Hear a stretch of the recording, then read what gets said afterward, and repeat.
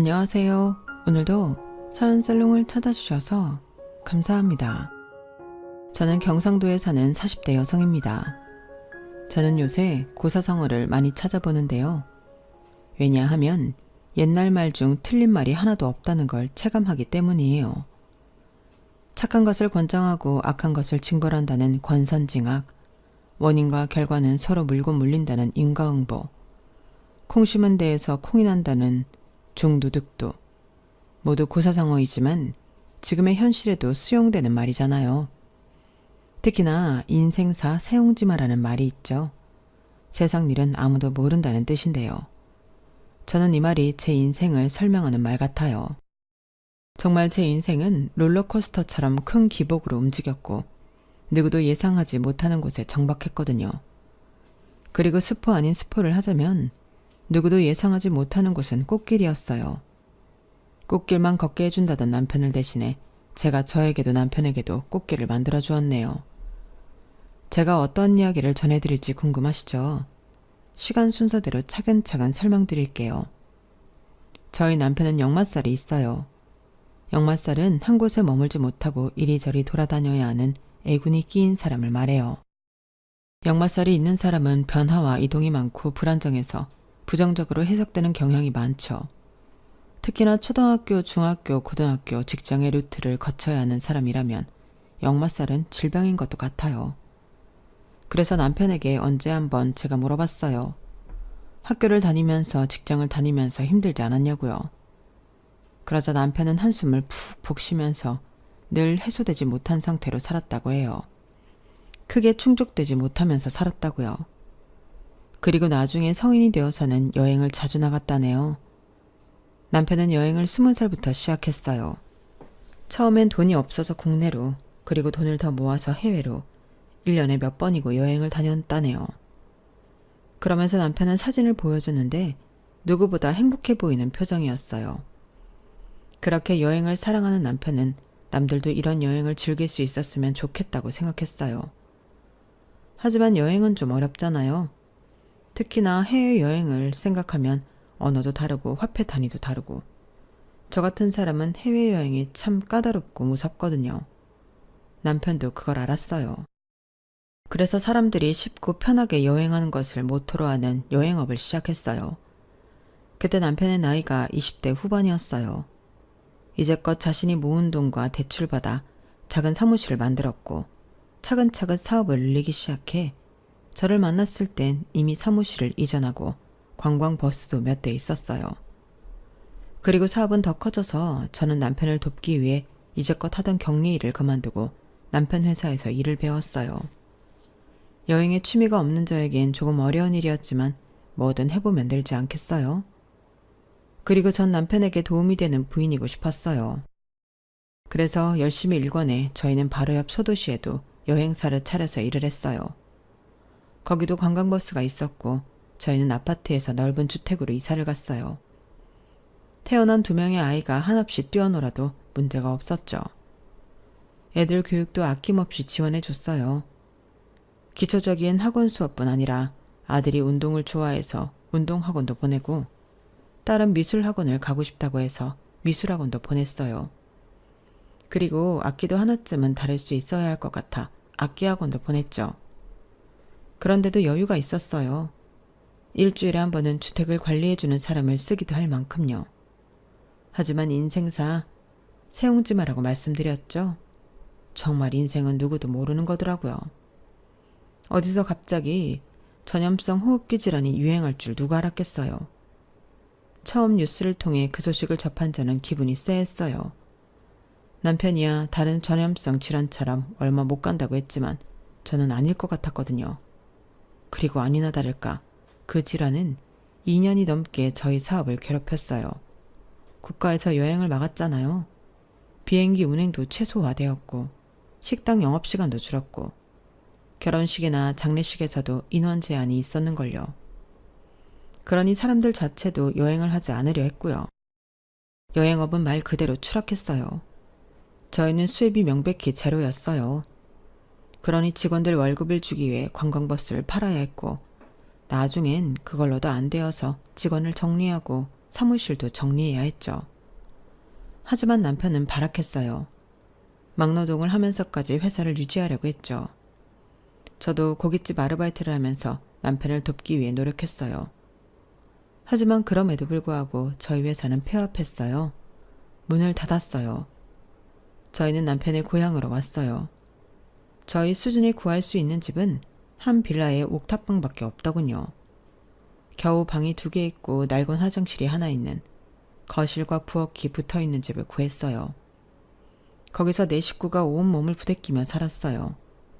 그런데 이런 일이 있었어요. 어느 날 초등학교 5학년이던 딸이 엉엉 울며 집으로 온 거예요. 저는 너무 놀라서 일을 가야 하는데 가지도 못하고 중중거리며 있었어요.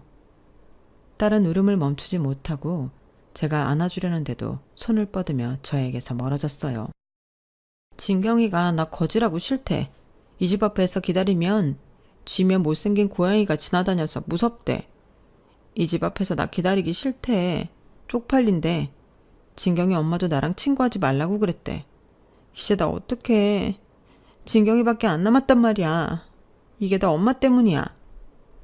저는 그 이야기를 듣고 너무 놀라서 털썩 주저앉았어요. 그리고 제 딸에게 미안하다고 했어요. 저도 울었어요.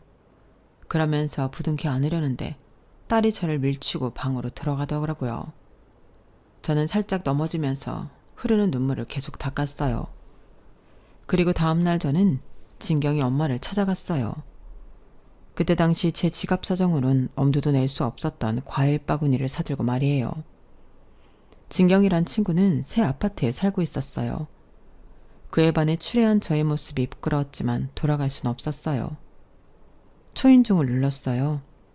그러자 진경이 엄마가 놀란 얼굴로 저를 쳐다봤죠. 사실 진경이 엄마를 처음 본 건 아니었어요.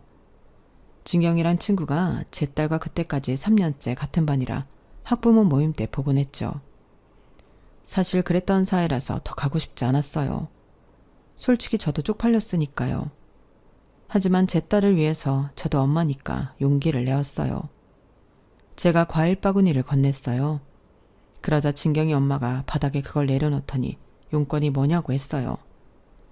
진경이한테 저희 딸이랑 놀지 말라고 하셨나요? 그래도 애들인데 어른 사정이 뭐가 중요하겠어요. 진경이가 엄마 말 잘 듣는 아이인 거 알아요. 그러니까 진경이한테 한번 말 좀 잘 전해주세요. 그리고 이제 제 딸이 데리러 갈게요. 그럼 되죠? 그러니까.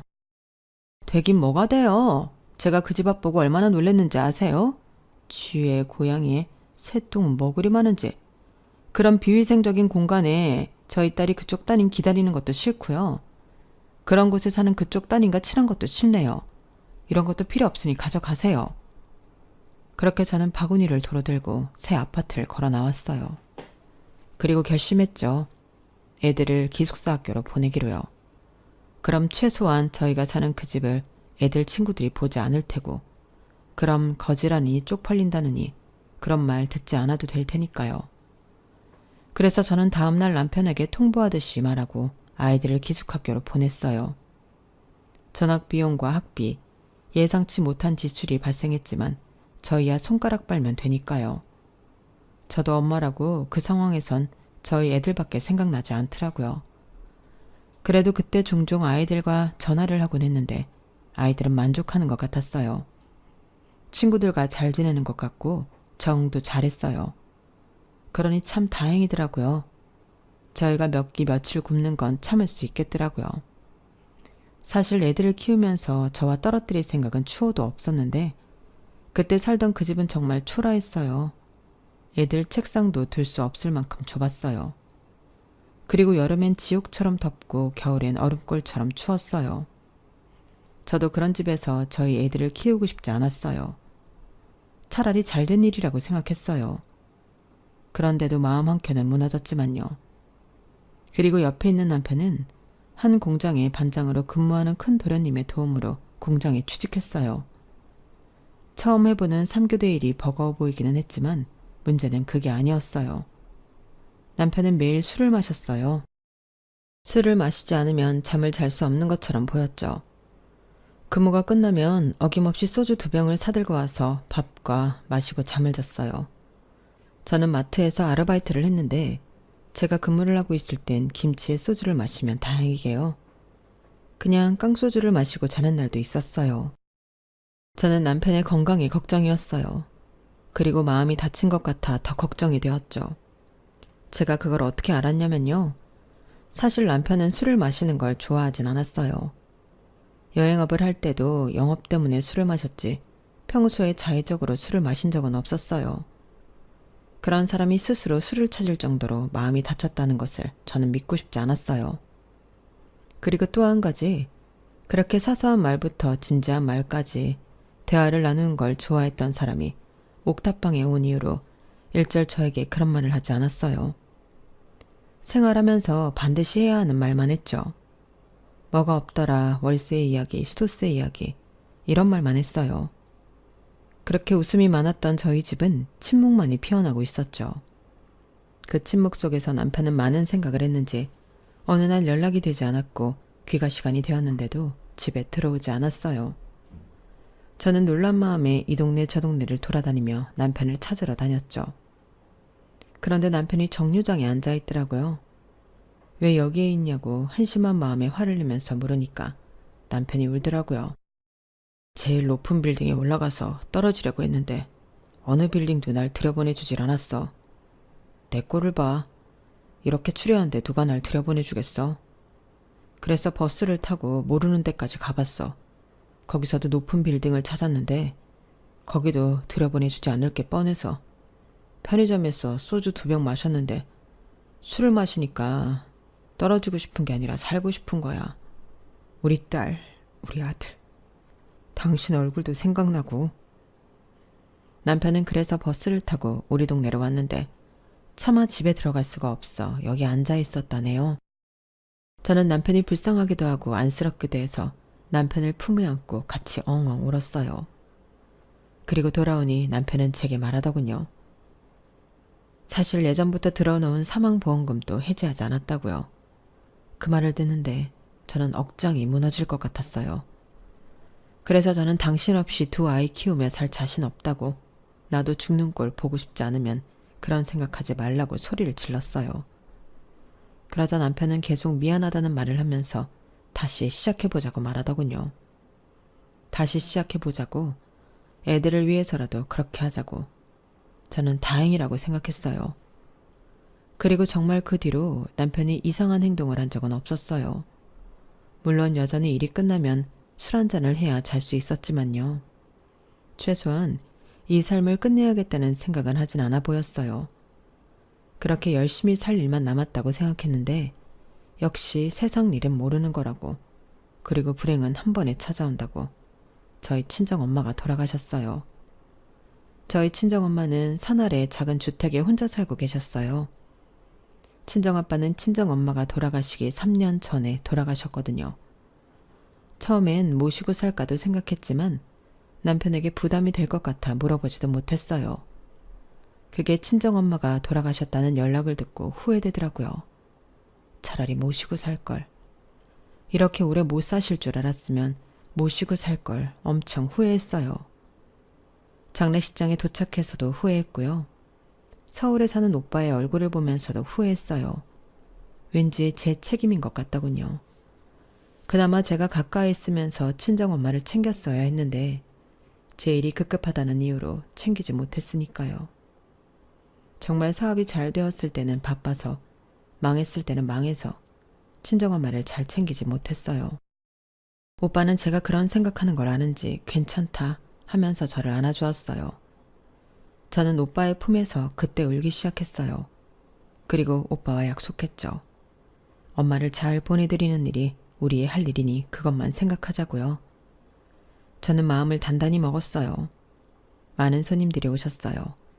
감사하게도 남편과 사업을 하면서 알게 된 사람들도 많이 와주셨죠. 저는 인사도 하고 음식도 나르면서 슬픔보다는 감사한 마음으로 시간을 보냈어요. 그리고 시댁 식구들도 와주었어요. 큰 도련님과 큰 동서, 작은 도련님과 작은 동서, 그리고 나이가 찬 조카도 왔더라고요. 저는 감사하게 인사를 하고 절을 하고 식사를 대접했어요. 사실 미안했어요. 저희가 사업이 망하고 처음 만난 게 제 친정엄마 장례식이어서요. 사실 저희 부부가 사업을 하면서 여유가 없었어요. 경제적으로는 여유가 있었지만 마음의 여유가요. 그래서 가족들도 잘 못 챙기고 연락도 자주 안 했죠. 명절에만 겨우 얼굴을 보았어요. 저희 부부 빼고 나머지 두 형제는 잘 지냈는데 말이에요. SNS를 보거나 명절 때 이야기를 들어보면 근처에 살면서 자주 만나는 것 같더라고요. 저녁도 먹고 커피도 마시면서 말이에요. 동서 둘이서 나이도 같거든요. 호칭은 형님 동서하지만 무척 친하게 지내요. 그래서 명절이 되면 저만 소외되는 기분이 들기도 했었죠. 그래도 그건 제가 친해지려고 여유를 내지 않은 게 문제니까 동서들을 미워하거나 그러진 않았어요. 동서들도 대놓고 저를 배척하지도 않았고요. 그리고 사업이 망하면서는 마음의 여유뿐 아니라 경제적인 여유도 없으니 아무리 같은 동네에 살고 있어도 간단히 저녁을 먹고 커피를 마실 수 없었어요. 저희에겐 그 돈이 무척 컸거든요. 그만큼 경제적인 여유가 없었어요. 그랬기 때문에 그 자리가 불편하기도 했지만 고마운 마음이 더 컸죠. 그래서 음식을 더 가져다 주고 하며 제 마음을 표현했어요. 시댁 식구들은 식사를 하고 오래 머물다 갔어요. 때마침 첫날이라 조문객도 많이 없어서 저도 함께 앉아 있었네요. 그런데 시댁 식구들과 같이 오실 줄 알았던 시아버지는 오시지 않았더라고요. 시댁 식구들도 시아버지에 대한 이야기는 하지 않았고요. 그래서 제가 은근히 물어보니 바쁘셔서 이야기를 안 했다고 하더군요. 하지만 거짓말이었어요. 제가 듣기로는 남편이 시댁 식구 모두에게 메시지를 보냈다고 했거든요. 심지어 치매에 걸리신 시어머니에게도 메시지를 보냈다고요. 실수로 말이에요. 그만큼 정신없이 보냈다는 거죠. 물론 어차피 오시지 않았으니 시댁 식구들 말처럼 아예 모르고 있다고 생각하는 게 마음이 편하긴 하죠. 하지만 서운하지 않았다면 거짓말이에요. 그래도 사돈어른이 돌아가셨는데 발걸음은 몰라도 봉투나 제게 따로 연락은 해주시는 게 맞지 않나 싶었어요. 제가 그때 그런 서운한 마음을 잘 숨기지 못했나 봐요. 작은 도련님이 젓가락을 탁 놓더라고요. 에이, 형수님. 아버지가 저희보다 바쁘신 거 모르는 사람 있어요, 여기서? 그리고 지금 한창 수학철인데 아버지가 자리 비우시면 말도 잘 못하는 베트남 애들이 마음대로 과수원 엉망으로 할 텐데 알잖아요. 예전 이야기해서 미안하지만 옛날에 회사 운영할 때도 두 분 자리 비우면 밑에 애들이 마음대로 하려고 하잖아요. 그래서 통 오지도 않았으면서 뭘. 도련님이 그렇게 말하니 저도 할 말이 없었어요. 사실이거든요. 시아버지는 오래전부터 큰 과수원을 운영하시는데 딸린 직원들도 많고 노동자도 많아요. 그래야 유지가 될 정도로 넓은 과수원이거든요. 게다가 그 땅이 또 시아버지 땅이어서 벌이가 상당해요. 도련님 말대로 여기 형제들 중에서 가장 바쁘시고 가장 부자세요. 1년 365일 중 최대한 농번기 없이 많은 작물들을 가꾸어 일하시니까요. 언제나 느끼지만 남편은 시아버지 일에게 일에 대한 열정면에서 비치지도 못해요. 저는 간혹 시아버지가 몇 세 때까지 일을 하실까 생각하기도 해요. 아마 아프셔도 일을 하실 거예요. 워커홀릭은 시아버지를 위한 말일 테죠. 그러니 저는 도련님의 말도 시아버지의 행동도 이해가 되었어요. 나중에라도 연락을 주시겠지 생각하면서 시아버지에 대한 서운함을 멀리 보냈네요. 그리고 그 사이 식사를 다 했는지 식구들이 자리에서 일어났어요.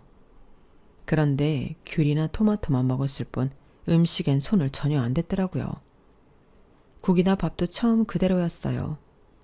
제가 그걸 빤히 보고 있자 작은 도련님이 입에 맞지 않는다고 말하더군요. 여기 장례식장은 처음인데 입에 영 안 맞네요. 보기에 좋은 떡이 먹기에도 좋은 법인데 국색도 이상하고. 형수님, 한번 먹어보고 고른 거예요? 다들 식사하러 오시는데 이건 영 아니다. 부조금 많이 냈는데 밥값은 뺄 걸 그랬네요. 작은 도련님의 그 말에 큰 도련님도 두 동서도 동의하는 듯 고개를 끄덕였어요. 특히 큰 동서가 크게 고개를 끄덕였죠. 형님, 반찬 담을 때 그릇에 덜 묻게 담으라고 해요. 이리저리 묻어서. 보기 안 좋잖아요? 수육도 너무 냄새나고. 난 아까 구역질 할 뻔했잖아. 세 사람이 고개를 끄덕였어요. 저는 당황해서 아무 말도 못했어요. 다른 분들은 식사 잘하고 간다고 말했는데, 그리고 저희 부부도 내내 식사 잘했고요. 시댁 식구들에게만 다른 접시가 준비된 걸까요? 그럴 리가 없잖아요. 그리고 그 네 사람은 제가 무슨 말을 하기도 전에 신발을 신으러 갔어요. 저희 부부도 버선발로 뛰어가 신발을 신었죠. 주차장까지 배웅할 생각이었어요. 그런데 앞에서 네 사람이 장례식 품평을 하더라고요. 음식도 별론데 여긴 주차장도 너무 협소하더라, 그치? 골목골목에 주차해야 하는데 알다시피 내 차가 크잖아. 내가 베스트 드라이버가 아니었으면 진즉차 긁혔다고. 그리고 네 차는 세단이니까 좀 낫겠다. 아, 그러고 보니 형 차 팔았나? 아, 전에 팔았다고 했지? 그 차가 외제차였으니까 꽤 돈이 나왔겠어. 그 돈으로 옥탑방 보증금 한 거야? 아, 보증금하고 2달치 월세 냈다고? 그 정도면 많이 받았네. 요새 옥탑방도 비싸네, 비싸. 그러니까 형도 매매로 샀었어야지. 할 수 있을 때 매매로 샀으면 지금 옥탑방에서 고생할 일도 없잖아. 아닌가? 그것도 팔았어야 했나? 난 뭐 얼마나 망했는지 모르니까. 이래서 공무원이 좋다니까. 망할 일 없어. 돈 꼬박꼬박 나와. 뭐 크게 한 방은 없지만 이제 형 나한테 별말 못하겠네. 그치? 이전에 한번 술에 취한 남편이 시청 공무원인 작은 도련님에게 이런 말을 한 적이 있어요. 남자는 배포가 커야 한다. 밀고 나가야 하면 강하게 밀고 나가야 해. 멍청하게 주는 월급 꼬박꼬박 받는 거 그것도 많이 오르지도 않고 말이야. 안정성을 추구하는 게 요새 사람들의 추구인가 보지만 그래도 남자는 한 획을 그어야 해. 너처럼 쫌생이같이 굴어서는 안 된다고. 너도 마찬가지야. 공장을 벗어나야지. 너희는 정말로 그런 마음이 없냐? 아버지 아들인데도? 도련님들은 그 말을 기억하는 것 같았어요. 저도 사실 그때 남편이 너무 오버했다고 생각하긴 했어요. 그래서 저도 그 당시 남편을 말렸고요. 그만 마시고 들어가서 자라고 했죠. 하지만 이미 들은 거 어떻게 하겠어요? 남편의 그 말이 도련님들에게 앙금으로 남은 거죠. 저는 남편을 쳐다봤어요. 남편은 담배를 입에 물고 바닥을 보고 있더라고요. 후후 연기를 내뱉는 게 힘이 없어 보였어요. 그리고 탁탁 소리가 났어요. 눈앞을 보니 도련님들도 입에 담배를 물더라고요. 처음 있는 일이었어요. 사실 이 집에서 저희 남편은 장남 장손으로 위험 있는 위치였어요. 아버지 다음 서열이자 아버지를 대신하는 사람이었죠. 어렸을 땐 더 무서웠어요. 야 한마디만 하면 두 동생까지 다 깨갱했죠. 맞기도 많이 맞았고 혼나기도 많이 혼났다고 들었어요. 그래서 남자는 사업을 해야 한다는 말도 그 말도 안 되는 소리를 들어도 고개를 끄덕일 수밖에 없었던 거죠. 대체로 그런 분위기였어요. 아버지의 말씀이 진리인 것처럼 장남 장손이 말하면 그게 정답인 거죠. 그래서 집안의 대소사도 남편이 다 정리했고요. 거기에 반발은 없었어요. 그런데 눈앞에서 담배를 태우다뇨. 있을 수 없는 일이었어요. 그런데 두 동생 모두 후후하며 담배를 잘 피우더라고요. 그리고 그걸 본 남편은 충격을 받은 건지 차마 볼 수 없는 건지 땅바닥만 보고 있었어요. 그리고 담배를 다 태울 때쯤 동서 두 명이 네가 해라 내가 한다 이러고 있는 거예요. 그러더니 큰 동서가 저에게 다가왔어요. 형님, 명절 다음 주인 거 아시죠? 그때 형님이 마트에서 일하시니까 장 좀 봐주세요. 그게 효율적이잖아요. 하지만 사실 그 당시 저는 명절에 일을 뺄 수 있을지도 잘 알 수 없었어요. 하루 일한 게 얼마나 큰데 빼고 명절에 시댁에 가는 건 저희 부부에게 사치나 다름없었어요. 그리고 이미 남편은 명절 내내 일을 한다고 회사에 말해두었고요. 제가 눈앞에서 망설이자 작은 동서도 제게 다가왔어요. 형님은 바쁘면 바쁘다고 안 오시고 한가하면 한가하다고 안 오시네요. 고작 마트에서 몇 시간 일하는 거면서 누가 일 빼고 오라고 해요? 일하세요. 끝나고 오면 되지. 왜 이렇게 사람이 융통성이 없어요? 이래서 사업은 어떻게 했나 몰라. 저희 뭐뭐 준비하는지는 아세요? 맏며느리니까 아셔야 하잖아요. 맨날 사업한다 뭐한다 해서 한 적이 없어서 모르시나? 그렇다면 커피 한 잔 사요. 그럼 우리가 자세히 알려줄 테니까요. 그래서 결국 저는 장례식이 끝나고 동서들과 카페에서 만났어요. 카페에서 동서는 아이스 아메리카노도 아니고 프라푸치노처럼 제일 비싼 음료를 시키더라고요. 거기다 빵에 쿠키에 다 먹지도 못할 것들을 시켜댔어요. 저는 떨리는 손으로 결제를 했어요. 그리고 동서 2명은 저를 앞에 두고 수다를 떨었어요. 요새 유치원이 어떻다더라. 학원은 어느 동네가 좋다더라. 여느 학부모가 할 법한 대화들이었죠. 그리고 요새 핫한 카페와 키즈 카페를 서로 알려주고 저는 누군지 모를 학부모의 험담을 하기도 했죠. 그러다 두 동서 동시에 저를 보는 거예요. 그리고 작은 동서가 순진한 얼굴로 물었어요. 그러고 보니 형님네 애들 다 기숙학교에 들어갔죠? 저기 시골 동네 맞죠? 애들 왜 거기로 보내신 거예요? 저는 커피를 마시다가 사례에 들렸어요. 제가 기침을 하자 큰 동서가 작은 동서를 살짝씩 때리며 웃었어요. 동서는 뭘 그런 걸 물어. 지금 형님 사는 데가 옥탑이잖아. 거기서 애들이 어떻게 공부를 하겠어? 애초에 생활을 하겠어. 아무리 비위가 좋아도 말이야. 찾아보니까 학비도 저렴하던데 뭘. 그리고 들어보니 다들 비슷한 이유로 그 학교 보내던데 뭐 비슷한 수준끼리 있으면 좋지. 비교도 안 되고. 요즘 애들은 우리 세대랑 다르게 똑똑해서 누가 잘 사는지 가난한지 다 파악하던데 그러니 잘 됐지 뭐.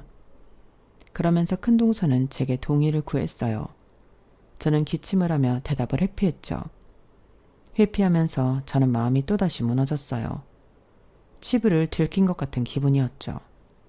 아니, 치부를 들킨 게 맞았죠. 그리고 동서들은 계속해서 저를 무시하는 듯한 말을 했어요. 두 동서들은 제 피부를 구석구석 뜯어봤어요. 우리 중에 형님이 피부 제일 좋았는데 다 옛날 일이네요. 이제 피부 관리도 안 받으시죠? 왜 전엔 종종 받으셨잖아요. 번쩍번쩍 윤이 나던 피부가 이젠 푸석푸석하네. 관리도 꾸준히 받아야 한다니까. 이제 어떻게 해요? 게다가 가방에서 섬유 탈취제를 꺼내 제 얼굴에 칙칙 뿌렸어요. 사정없이 뿌려서 제 얼굴에도 그게 묻었죠. 제가 뭐냐고 물으니까 저한테 이상한 냄새가 나는 것 같다고 하더라고요. 그러면서 섬유 유연제는 비싸서 안 쓰냐고 하더군요. 태세 전환이라는 게 무섭더라고요. 원래 동서들도 제 남편과 도련님들 관계처럼 한마디만 하면 찍소리도 못했어요. 맏아들을 우대해주는 만큼 맏며느리에 대한 권위도 살려주셨죠. 물론 제가 권위 중심적인 사람이 아니어서 그런 분위기를 불편해했지만요. 하지만 홀대받고 무시받으니 맏며느리라고 우대해주던 그때가 낫다는 생각이 절로 들더군요. 달라진 동서들의 말투와 눈빛, 저는 지금도 잊을 수 없어요. 그만큼 당황스럽고 무서웠어요. 그리고 명절날이 되었어요. 저는 동서가 부탁한 대로 장을 봐서 시댁에 도착했어요. 어김없이 시아버지는 농가에 나가 계신 것 같았고 두 동서는 TV를 보고 있고 두 도련님은 벌써부터 술을 마시고 있었어요. 제가 집 안으로 들어가자 두 동서는 소파에 그대로 앉아 저를 보더니 입으로만 수고했다고 말하고 일어나질 않더군요. 형님 수고하셨어요. 부엌에 차근차근 정리하시고 이제 슬슬 시작해요. 아버님은 새참 가져다 드려야 해요. 제가 무심코 남편을 쳐다보니 남편은 저를 쳐다보지도 못하고 담배를 피우러 나갔어요. 그리고 한참 동안 들어오지 않더군요. 그 사이 저는 재료 손질을 하고 명절 음식을 준비했어요. 제가 틈틈이 부엌에서 나와 동서들을 쳐다봤는데 동서들은 웃기만 하더군요. TV를 보면서 말이에요. 저는 결국 명절 음식을 혼자 다 했어요. 시아버지 새참국수도 제가 만들었고요. 마트에서 일을 해서 손목이 아픈데 요리를 할 때마다 부르르 떨리더라고요. 하지만 어떻게 해요? 아무도 안 할 순 없으니 해야죠. 저는 도련님들 술상을 차려드리고 부엌으로 돌아와 시아버지 새참을 챙겨두었어요. 그때 두 동서가 오더니 새참은 자기들이 가져다 주겠다는 거예요. 저는 그때 콧바람이 쐬고 싶었는데 두 동서는 제 대답을 기다리지 않고 쟁반을 들고 밖으로 나갔어요.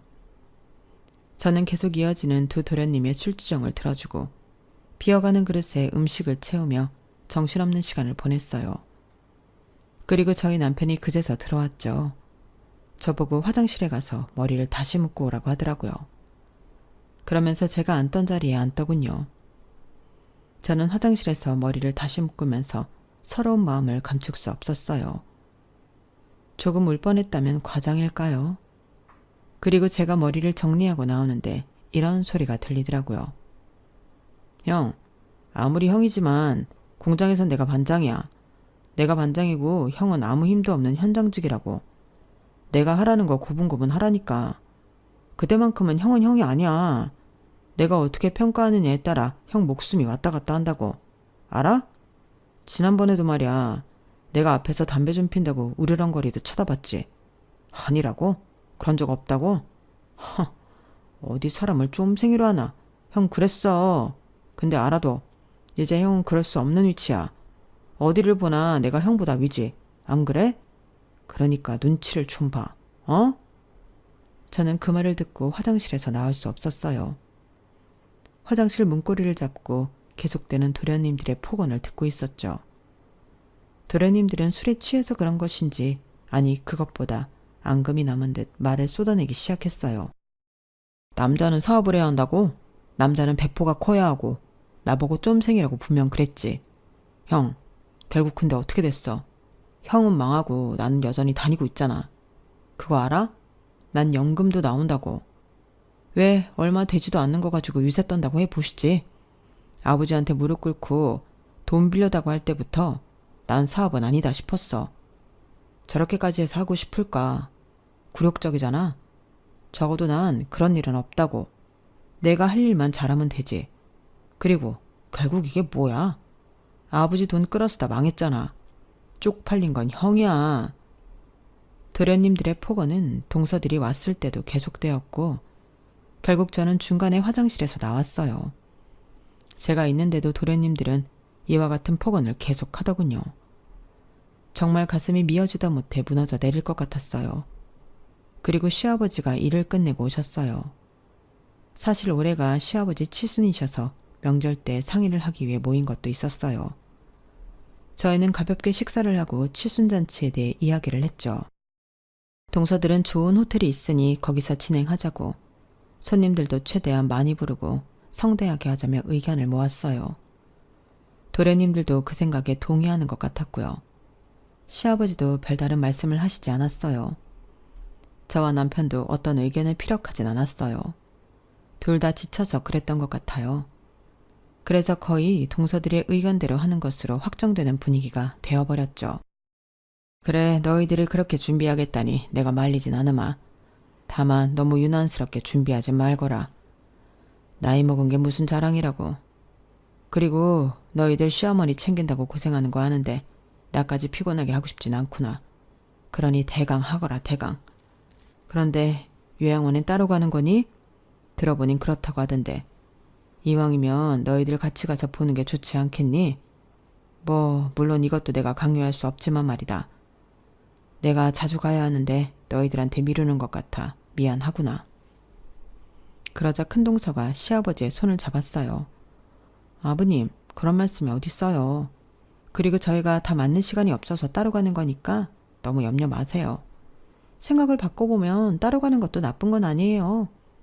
어머님은 외로울 시간 덜하니 좋죠. 그리고 저랑 동서는 같이 가요. 그러니까 걱정 마세요. 그죠, 형님? 형님은 일이 바쁘시니까요.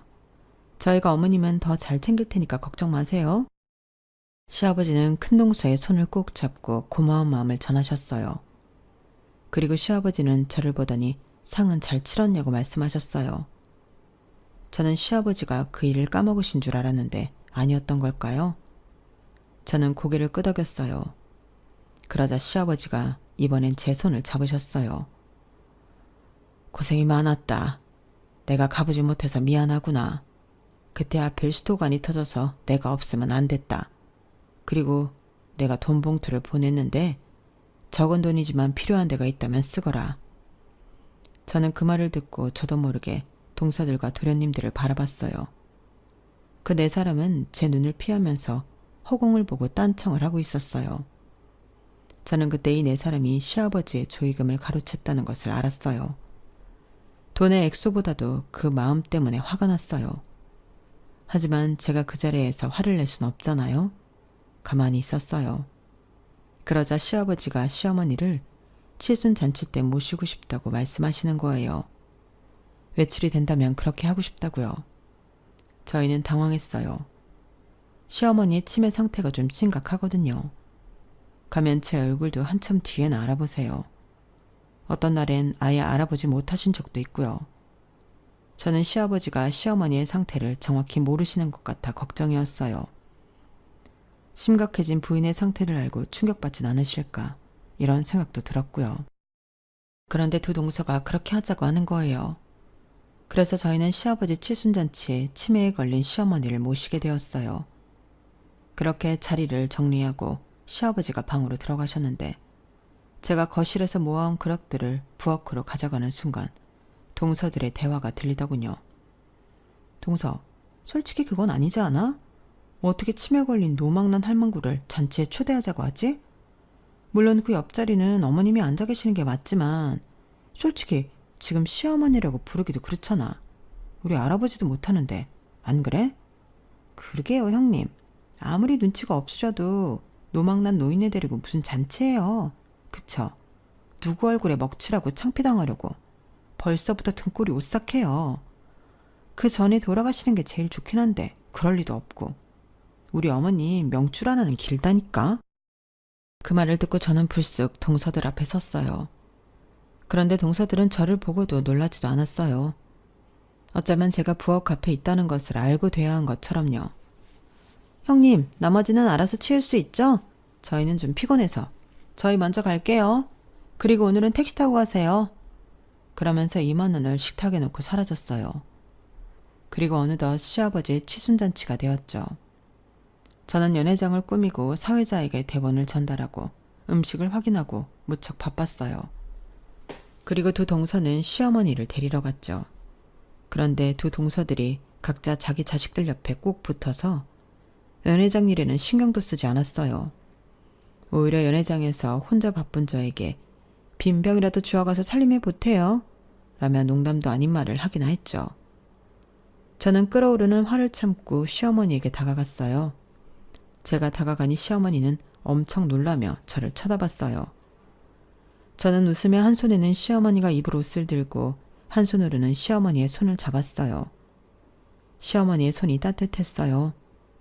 시어머니는 치매에 걸리기 전에도 그러셨어요. 언제나 온화하시고 따뜻하셨죠. 누구에게나 친절하셨고요. 그리고 5년 사이에 아빠 엄마 상을 치르면서 저는 시부모님에게도 애틋해졌어요. 남편을 사랑하니까 저절로 그런 마음이 들었던 것도 있지만 시부모님은 제게 한 번도 나쁘게 하신 적이 없으셨으니까요. 오히려 제가 그렇게 해드리지 못한 것에 미안함이 있었죠. 그래서 사업이 망하고 나서 매주 2번씩은 동서들과 다른 시간에 시어머니를 찾아뵈었어요.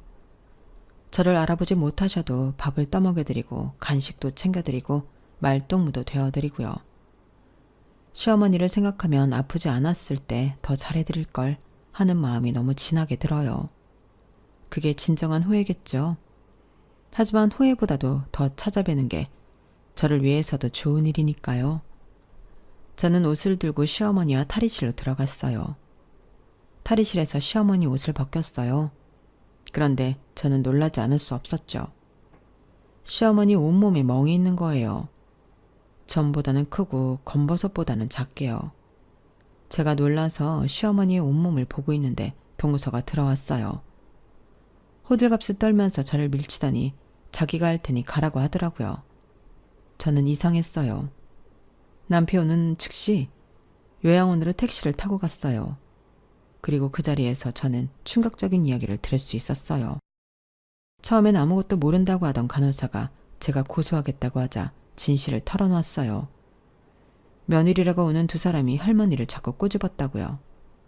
제가 그 며느리가 이 사람이 맞냐고 사진을 보여줬어요. 그러자 맞다고 했어요. 저는 충격을 받아 어지러웠어요. 그리고 뒤에 있던 한 보호자가 저를 불렀어요. 그 두 사람 좀 오지 말라고 해요. 같은 며느리 맞죠? 그 두 사람 정말 독종이에요. 계속 할머니 꼬집고 괴롭히길래 제가 하지 말라니까 내가 무슨 상관이냐고 호통을 칩디다. 할머니 몸 보고 온 것 같은데 꼬집는 건 물론이고 뜨거운 건 못 드시는데도 자꾸 입으로 밀어넣고 약 먹을 시간인데도 약 제대로 주지도 않고 내 참 기가 막혀서 처음엔 딸인 줄 알았는데 며느리라길래 나도 저런 며느리 생길까 무섭디다. 아무튼 이제 오지 말라고 해요. 그 사이 행사는 진행되었어요. 남편의 말로는 자연스럽게 진행되었다고 해요. 그리고 식사를 하는 시간이었어요. 원래는 작은 동서가 시어머니의 식사를 챙겨야 했는데 자기 애들 챙기느라 시어머니 식사는 안중에도 없었어요.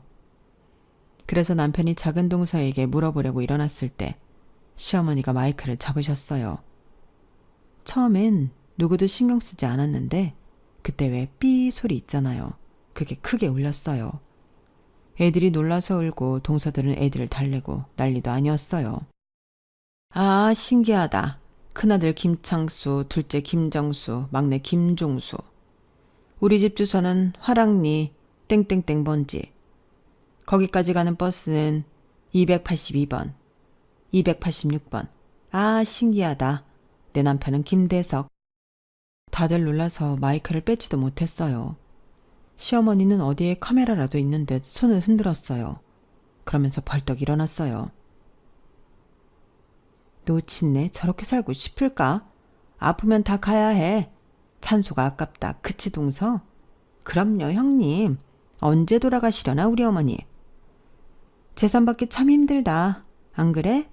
얼마나 떨어질지 모르지만 하는 데까진 해봐야지. 그런데 시아버지도 너무하지.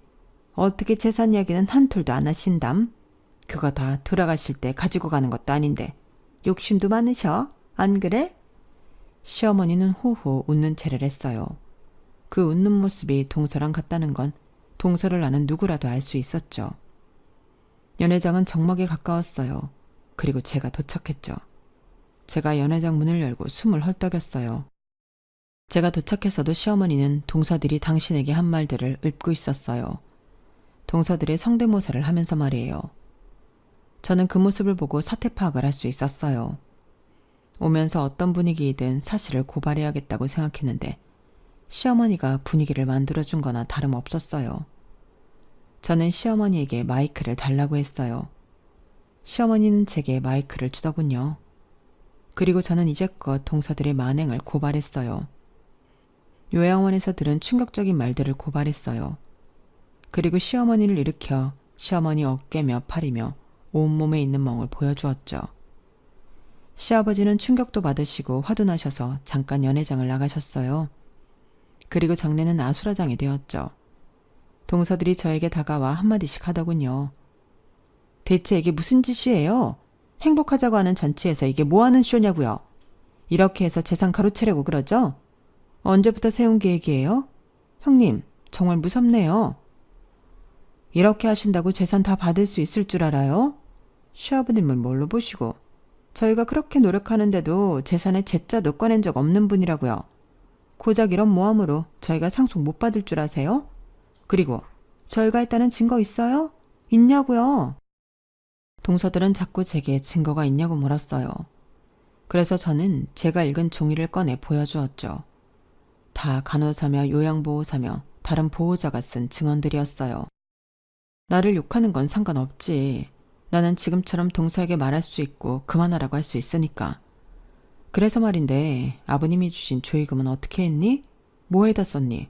그건 너무 선 넘은 거 아니야? 어디서 배워먹은 거야? 아무튼 치매에 걸린 어머님한테 화풀이하는 건 아니지 않아? 아버님 재산 이야기 안 한다고 어머님한테 이런 폭언에 폭행해. 너희가 그러고도 사람이니? 너희 그러다 아버님 돌아가시라고 고사도 지내겠다? 그리고 증거가 왜 없어? 어머님에게 나 있는 멍, 그건 어떻게 설명할 건데? 요양병원에서 그랬다고 할 거야? 그럼 요양병원은 가만히 있을 것 같아? 그 사람들이 바보가 아닌 이상 진실을 말할 거고 진실은 통하게 되어 있어. 제발 자식도 있는 사람끼리 양심을 속이지 말자. 그리고 시아버지가 연회장으로 들어오셨어요. 로드에 있는 저희를 지나쳐 당신의 자리까지 가시다니 한숨을 푹푹 쉬시더라고요. 그리고 시어머니 옆에 있는 마이크를 드셨어요. 안녕하세요. 오늘 친순잔치 주인공 김대석입니다. 먼저 이런 소란을 일으켜 죄송합니다. 저도 어쩌다 이렇게 되었는지 정말 죄송합니다. 그리고 저는 오늘 중대 발표를 하려 합니다. 저는 오늘 이후로 제 농가를 큰 며느리에게 넘기려 합니다. 며느라가야, 잘 들어라. 나는 네가 고생한 거 다 안다. 남편 잘못 만나 사업 망하고 허튼 일 하면서도 치매 걸린 시어머니 챙겨주랴. 혼자 사는 시아버지 챙겨주랴. 고생하는 거 다 안다. 그 고생을 알고 있어서, 그리고 나는 너의 부지런함을 알고 있어서 내 농가에서 일해보라 제안한 것이다. 그리고 너는 내 믿음에 응답하듯 정말 잘해주고 있구나. 그래서 나는 이 농가를 너에게 넘겨주려 한다. 원래는 이렇게 빨리 넘길 생각은 없었지만 그래야 할 것 같구나. 이제 나도 내 마누라를 챙겨야지. 너무 홀로 둔 것 같구나. 장내가 동서들의 울분으로 들썩였어요. 동서들이 시아버지의 발언에 울고불고 난리도 아니었어요. 동서들 옆에 있던 아이들도 함께 울고요. 그리고 도련님들은 헛웃음을 치며 저를 노려보았죠. 그리고 이들은 이내 시아버지 앞에 다가가 무릎을 꿇고 호소하기 시작했어요. 뜻을 굽혀달라고 취소해달라고 두 손을 싹싹 빌면서 애원하더라고요. 하지만 시아버지는 눈 하나 깜빡하지 않았어요. 어떻게 이런 철면피가 있단 말이냐. 너희들이 내 부인에게 한 짓을 내가 보고도 잊으란 말이냐? 나는 오는 일을 분명히 기억할 거다. 썩 돌아가거라. 그렇게 시아버지의 칠순잔치를 아수라장으로 끝냈어요. 저는 이후에 시아버지를 찾아갔어요. 사실 농가를 물려받는 일이 부담스러웠거든요. 제가 시아버지를 만나 이런 이야기를 하자 시아버지는 저를 안심시켰어요. 내가 지금 당장 물러난다는 게 아니다. 적어도 너에게 물려준다는 말을 하고 싶었을 뿐이야. 천천히 알려주마. 천천히 깨우치고 발전시키거라. 나는 너의 감각을 믿는다. 그 여행 사업도 내가 들어온 뒤로 호황을 맞이했다지. 우리 농가도 그렇게 되도록 노력해주렴. 그렇게 저는 농가 일을 본격적으로 배우기 시작했고 저희 부탁으로 남편도 농가에서 일을 하기 시작했어요. 동서들은 시아버지를 찾아와 몇 번이고 사과했지만 시아버지는 받아들이지 않으셨어요. 그리고 동서들은 시어머니도 찾아갔는데요. 요양병원에서 동서들을 알아차리고 내쫓았다고 하더군요. 그리고 그 사건 이후로 시아버지는 시어머니를 집으로 모셨어요. 그래서 저희 부부는 매일 시아버지 댁에 찾아가 시어머니를 시아버지와 함께 돌보았어요. 그리고 알고 보니 도련님들 아파트 전세 대금이 시아버지의 돈이었어요. 또 종종 돈을 빌렸던 모양이에요. 그래서 시아버지가 당장 그 돈을 갚을 것을 요구하자 집을 내놨고 차를 팔아 다른 작은 집으로 이사를 했다고 들었네요. 정말 인생사 세용지마라는 말이 제 삶에 퍽 어울리는 옛말이지 않나요? 언제나 호황일 것 같았던 사업이 전염병으로 망해서 옥탑방에 살며 허드렛 일만 하다가 제 진심이 통해 시아버지 사업을 물려받게 되었으니까요. 하지만 여기서 중요한 건 늘 진심은 통한다는 거예요. 그러니까 우리가 행하는 진심이 깨끗하고 옳다면 하늘에서 응답할 거예요. 하늘은 스스로 돕는 자를 돕는다는 말도 있잖아요. 정말 옛말엔 틀린 말이 하나도 없어요. 여기까지가 제 사연입니다. 여러분들도 늘 깨끗하고 옳은 진심으로 하루하루를 대하시길 바라요. 그럼 꼭 하늘에서 응답할 거니까요. 그럼 오늘도 좋은 하루 보내세요. 여러분, 사연 댓글에 응원과 현명한 조언 부탁드려요. 좋아요와 구독은 저에게 큰 힘이 됩니다. 오늘도 좋은 일 가득하세요.